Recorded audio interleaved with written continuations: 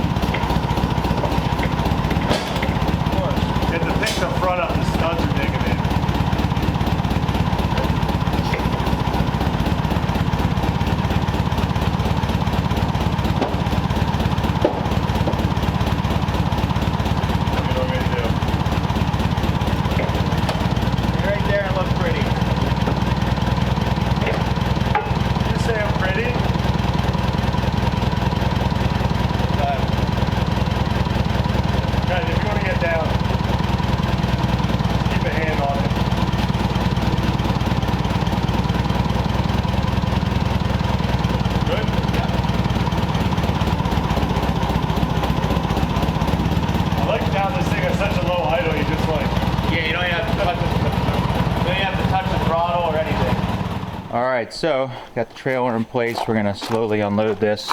This one is a little bit of a pain in the butt because we ran out of space, kind of, or space was a premium and there was a lot of loose parts, so this is not a very organized, as much as it kind of looks like it right here, it's not very organized. These lower cabinets here are filled with crap. There's stuff up in the top there. There's wheels all underneath, and then when we open the back there's rears and transmissions and stuff back there, so it's going to be a little bit of a pain to get all the little small stuff out. So we got some carts in the new building that we can fill a lot of that with, but it's just going to be a little fiddly to take that out one part by one part. But we're going to get this bulk out first, and then we can get to those cabinets.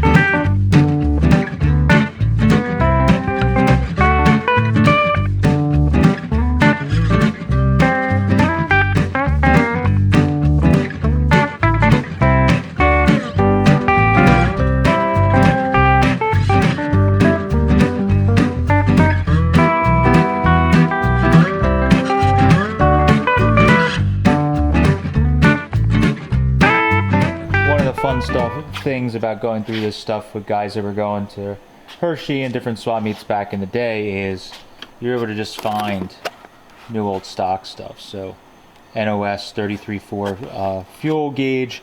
The red dye is kind of dried up, but still to have one that's perfect. This is 35-36 temperature gauge, new old stock. The dye look to still be in that one, which is pretty cool. But this is neat.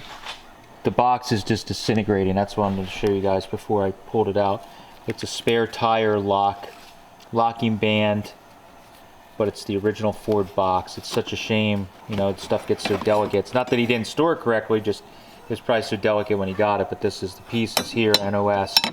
Just incredible stuff to find all this stuff NOS. So let's set this here. We'll see if the box is going to make it. I'm guessing that's spring clip.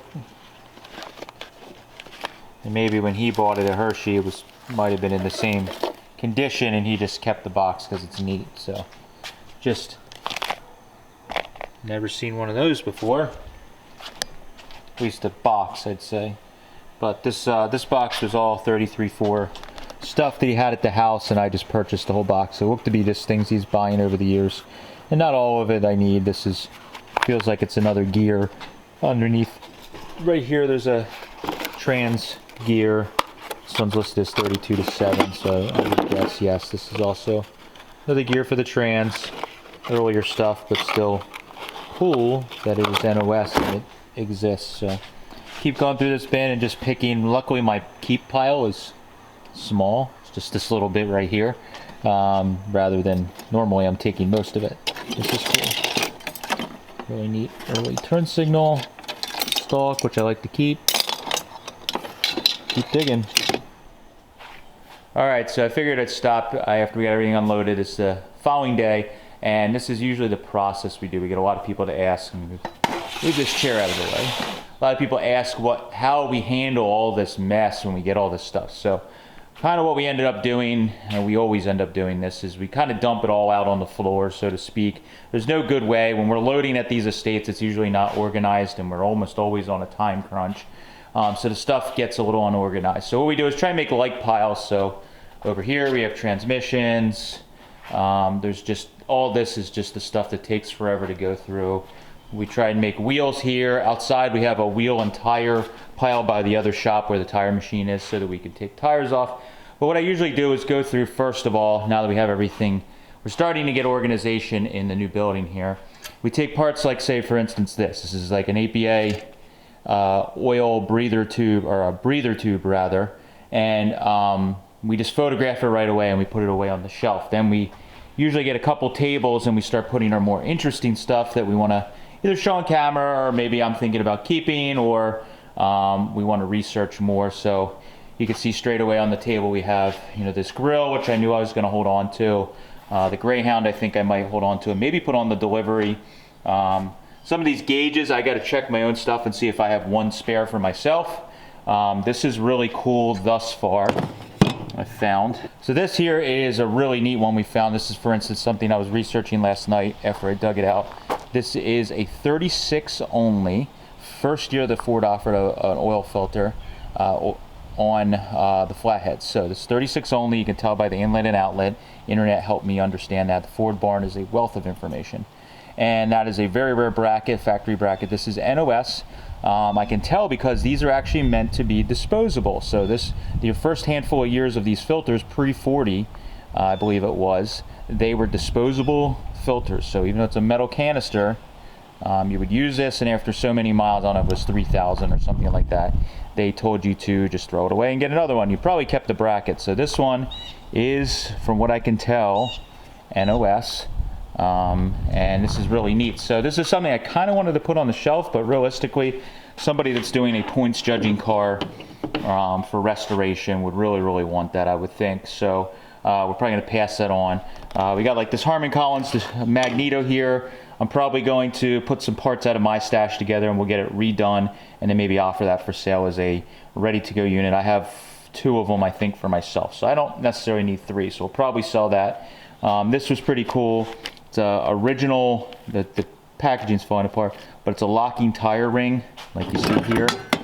It's 2 pieces that go with this, but it is a band, and that's the original box. Never seen that before. So I try and keep the box, like I put in a Ziploc bag, because maybe the next person will appreciate it like I do. So just going through all this stuff, but yeah, I'm going to try and tackle first all the greasy kind of mechanical stuff that we call our bread and butter. This is the stuff you need to build a car that isn't reproduced. So 59 AB fans and some of that stuff. So we'll go through. If we don't have one for sale on the site, I'll photograph it. If not, Mike and I will tackle just putting it away on the shelf straight away instead of it just sitting in a bin and getting tripped over. But I've already done a bunch of oil pans. There's 2-3 more oil pans, trim rings, a lot of the stuff we already have for sale, so it'll just go right on the shelf. This Model B engine, we already have a customer that potentially is interested, but I called him first because he needed this upper bell housing. So that B engine, I may just make him a great deal and he'll take that with him on Monday. And the other couple cool things is NOS Model T parts. Like, that's crazy to me, 100-year-old parts. This firewall is NOS. It's an NOS fender that I already photographed. So we'll put that up for sale, and Hershey's coming up, you never know. That'll be available. This is kind of a junk radiator. And this here, oh yeah, Mallory distributor. This is an original 3334 radio, so I'll pull that out in a minute and show that a little better. But starting to make a dent, just trying to get some of this stuff put away so we can see what we have here. So I'm gonna keep it.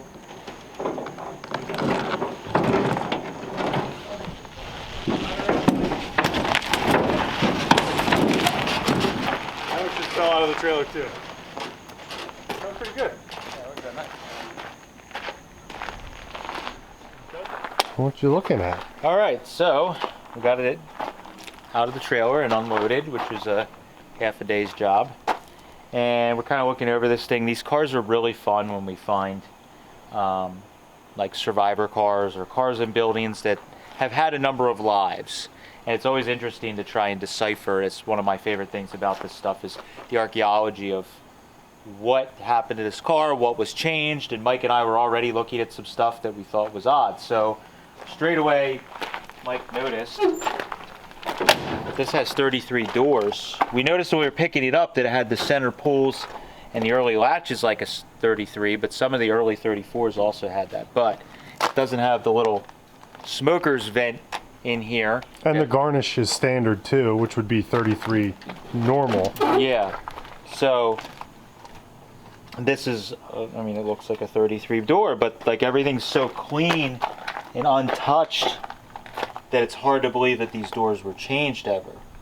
Just like everything's so, you know, original type looking on everything. It also, Mike noticed, it has a 33 dash in it, which could have been changed, but it's unusual on this.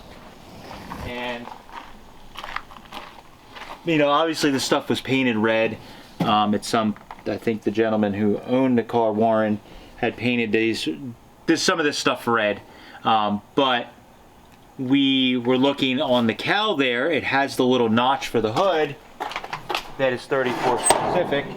The notch there and this hole here. Yeah, so I can't imagine this car had a cowl welded on it. It's way too clean. I mean, you would see evidence of it.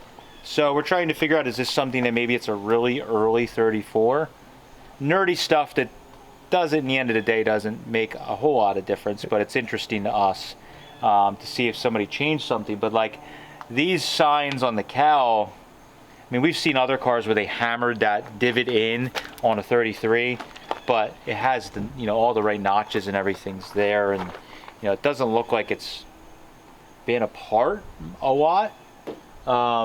The floor and everything's pretty solid on it. It has a little bit of pitting and pinholes on the passenger side that obviously we're guessing Warren probably had probably put some kind of red oxide primer or a, you know, rust stop paint on there. We did notice when we were picking it up, it does have a slightly later engine. It's got 68 heads on it. Yeah, it appears to have like a 35, 36. Maybe it's got a 36 LB in it. That would be nice. But we did get the engine to spin over by hand. I don't know if I could Can we recreate it? Well, it's in out of gear. I don't know if it. No, belt's super loose. But yeah, we were able to get the engine to rock. It was really simple because we had that winch on the front, which can pull it no matter what. So I had Mike just quick put it in gear, and we pulled it a little bit, and it instantly started turning the engine over. So that's a good sign. The engine looks to be in good standing. I mean, everything. He told us that he just stopped driving it for no good reason. He had a lot of old cars, so who knows. Moon, come here. So the car was missing a handful of parts in the back and stuff, and what we were looking at, it looks like, again, he was having some memory issues, so he wasn't remembering exactly what he did to the car, but we noticed that like there's a bunch of pieces taken off in the back here. This part here is definitely delivery specific. It goes here and is obviously in primer. You can see some of this has been sprayed also in primer. It looks to me like he had replaced some of the wood in here. Let me see if I can get a shot of it. At least the hardware. We also had some like tins. Super hard to see. Yeah, there's. Oh, there we go. All the wood's like painted black too. Yeah, and the wood is really solid. And we noticed that there was some tins we couldn't identify. And then I was just looking and saw the paint lines. So I believe there's tins that went in here also that you can take it off. But look how solid. Like you can see in the back side of those panels. I mean, it's incredible. No pitting, no craziness. Yeah, it's very solid in here. We think most of the wood is solid. The original door cards, I mean, for me, being a nerd, that is like amazing. The front door cards we did find with the car, and there was a couple more of these little hockey stick pieces that were floating around in there. The original headliners in it. Even the rear door's like insane. Insanely solid. Yeah, so it looks like this wood here he may have also replaced, or maybe he was just cleaning it up. It's hard to say, but whatever he was doing, he was definitely doing some of that stuff. This lower rear panel here that would be normally the gas tank cover or whatever you want to call it, is sedan delivery, and I think Vicky, we weren't sure. Potentially, but definitely sedan delivery. It's much shorter, and then you have this piece here that goes on. So we were really happy to find all of that stuff. Rear window garnish is there, which kind of looks like sedan or coupe, yeah. Coupe, which is kind of neat. This also has a roll down rear door window as well, which is super cool. Yeah, so I've seen these cars in museums and in person, but I've never seen one, like take it apart with the skirt up, so it's kind of neat to see that. Other thing we noticed is the rear frame horns are different. They're like flat on this versus like where they kind of dive in on a closed car. And then you can notice the gas tank where it comes out over here. The reproduction gas tank he had listed that it was for Vicky, 33.4 Vicky, and also 35 to 7 pickup. Yeah, so that kind of makes sense to me because they had the neck came out to the side. But he bought a reproduction of that.